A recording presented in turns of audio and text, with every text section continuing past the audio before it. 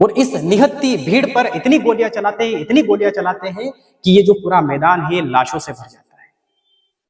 यहाँ की जो मिट्टी है वह मिट्टी खून में लाल हो जाती है। सीखना, जागरूकता और शिक्षा ही इस चैनल का उद्देश्य है। द इशू सर एक शिक्षक हैं जिनकी विशेषज्ञता जटिल विषयों को सरल और वस्तुनिष्ठ तरीके से मानचित्र के आधार पर समझाने में निहित है। एक दिन आता है फिर यहाँ पर, और एक व्यक्ति है जिसका नाम है सिडनी रोलेट सिडनी जो है, इसके नेतृत्व में एक कानून आता है, भारत शासन अधिनियम आता है सन 1919 में, और उस कानून को बोलते हैं बिना अपील, बिना वकील और बिना दलित के गिरफ्तारी।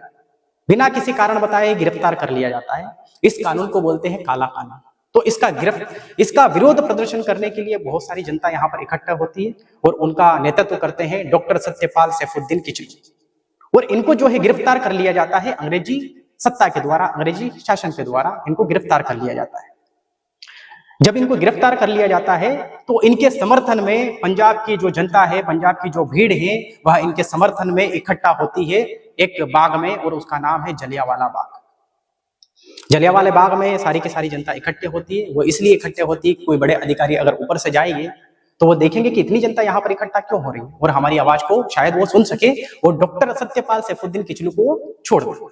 तो इनके नेतृत्व में ये जो भीड़ है ये वहां पर जाती है, और वहीं पर एक अंग्रेजी व्यक्ति पहुंच जाता है जिसका नाम है जनरल डायर। ये यहाँ पर लिखा हुआ है, और दिन था 13 अप्रैल का सन 1919 का, और ये व्यक्ति है जिसका नाम है जनरल डायर। और वहां पर एक मैदान था, मैदान में बड़ी बड़ी दीवारें थी और एक छोटा सा दरवाजा था।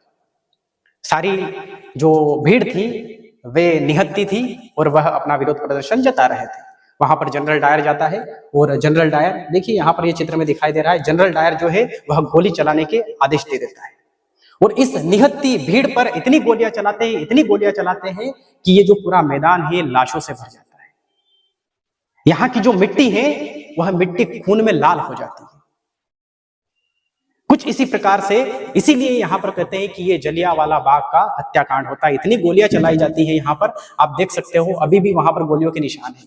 ये गोलियों के निशान वहां पर दिखाई दे रहे हैं। अगर हम देखते हैं यहाँ पर तो देखिए, यहाँ पर मैं आपको बताऊंगा, मैं तो वैसे वहां पर जाके आया हूँ। अमृतसर का एक जो स्वर्ण मंदिर है उसके जस्ट पीछे जलियांवाला बाग हत्याकांड है। और मेरी तो ये अपील है कि आप सभी भी जो है ऐसी जगह पर घूमिए ताकि आपके अंदर एक विचार उत्पन्न हो, आपके सोचने समझने की क्षमता बढ़े, और आप हमारे ऐतिहासिक दृश्य को देखें और उन्हें जानें। तो यहाँ पर अगर हम देखेंगे, देखो ये मैंने एक पिक्चर क्लिक करी थी, एक छोटा सा दरवाजा है। अगर व्यक्ति भागते तो कहाँ भागते, मतलब इतने खतरनाक नरसंहार को आज अंजाम दिया है जनरल ओ डायर ने। अगर हम यहाँ पर बात करेंगे जनरल ओ डायर की, तो जनरल ओ डायर जो था वो व्यक्ति अलग था, एक माइकल ओ डायर था। उस टाइम पे माइकल ओ डायर जो था वह पंजाब का लेफ्टिनेंट गवर्नर था, और उस व्यक्ति ने भी इसका समर्थन किया। इसने नरसंहार किया, उसने समर्थन किया। ये दोनों व्यक्ति अलग अलग है। इसका समर्थन करता है, और जो अंग्रेजी शासन है वह जनरल डायर को इनाम में, भेंट में पैसे देती है कि वाह बहुत अच्छा काम किया है तुमने, नरसंहार किया है, इनको डरा कर रखना चाहिए।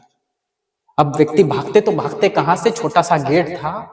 यहां पर आज भी उन लोगों की तस्वीरें लगाई गई है इस गेट में। इस गेट से अंदर हम प्रवेश करेंगे, ये हम जाएंगे तो देखो ये छोटी सी तस्वीर दिख रही है, ये यहाँ पर मैंने पिक्चर क्लिक करी थी। अगर अंदर का मैं चित्र आपको दिखाना चाहूंगा तो ये म्यूजियम में मैं खड़ा हूं यहाँ पर, और ये यहाँ पर ये गेट है, और देखिए ये मैंने मेरी पिक्चर लगा रखी है, ये जलियांवाला बाग हत्याकांड है।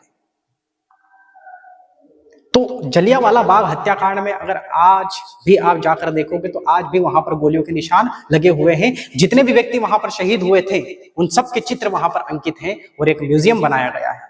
तो इतने खतरनाक नरसंहार को अंजाम देने वाला अंग्रेज जनरल ओ डायर था, और अंग्रेजी सरकार ने उसे दंड नहीं दिया, उसे इनाम दिया। ये बात पता चलती है एक नन्हे से भगत सिंह को, एक छोटे से भगत सिंह को। तो भगत सिंह जो है वह स्कूल जा रहे थे, और ये जो जलियांवाला बाग हत्याकांड है यह बैसाखी के दिन होता है। भगत सिंह जो है वह स्कूल जा रहे थे, उनको पता चलता है कि इतना खतरनाक नरसंहार हुआ है, इतना खतरनाक वहां पर एक कांड हुआ है। तो भगत सिंह सुनते ही 40 किलोमीटर दूर से भगत सिंह जो है वो जलियांवाला बाग हत्याकांड को देखने के लिए आते हैं। और जब देखते हैं, देखो ये चित्र मैंने दिखाए गए हैं, आज भी वहां पर गोलियों के निशान है, ये गोलियों के निशान प्रदर्शित किए गए हैं इस चित्र में। तो भगत सिंह आते हैं और जब आते हैं तो वो देखते हैं कि उस मैदान में मिट्टी गीली थी और मिट्टी पानी से गीली नहीं थी, मिट्टी खून से गीली थी। भगत सिंह वहां पर देखकर आश्चर्यचकित हो जाते हैं कि ये मतलब क्या हो चुका है। छोटे से थे भगत सिंह, ज्यादा बड़े नहीं थे। 1907 में उनका जन्म हुआ है और 13 अप्रैल सन 1919 को जलियांवाला बाग हत्याकांड होता है।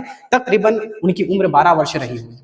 भगत सिंह एक कांच की शीशी में उस मिट्टी को भरते हैं और उस मिट्टी को जो है अपने सर पर लगाते हैं और एक संकल्प लेते हैं, एक प्रण लेते हैं कि मैं इस अंग्रेजी सत्ता को उखाड़ फेंकूंगा, इसके विरुद्ध एक क्रांति करूंगा। और आप सभी ने सुना होगा कि युवा वह नहीं होता है जिसकी चमड़ी चमकती है, युवा वह नहीं होता है जिसके बाल काले हैं, युवा वह नहीं होता है जिसकी उम्र 18 से 25 वर्ष हो, जबकि वास्तविक युवा तो वह होता है जब वो सच कहे तो उसकी पिंडलियां नहीं कांपे, जब वो सच कहे तो उसका दिल थरथराए नहीं। वास्तविक युवा वह होता है। और उस टाइम पे भगत सिंह एक प्रण लेते हैं कि एक क्रांति करेंगे और वह क्रांति वैचारिक क्रांति होगी। कैसी क्रांति होगी? वैचारिक क्रांति होगी।